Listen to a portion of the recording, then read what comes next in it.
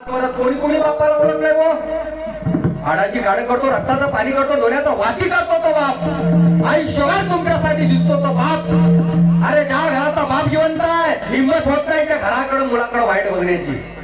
बरोबर की नाही?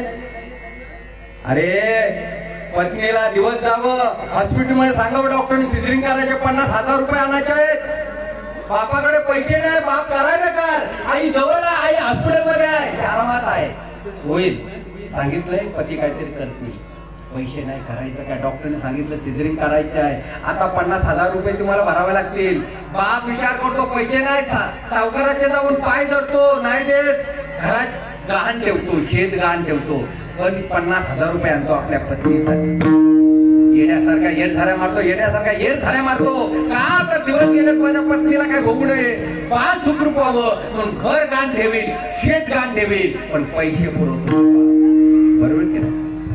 अरे घरात मुलगी असती ना, मुलगी मागाव बाबा मला 200 रुपये द्या, बाप 300 देतो, मुलाला कमी देतो. का तरी चिवणी चिव चिव चिव चिव चिव चिव करेल.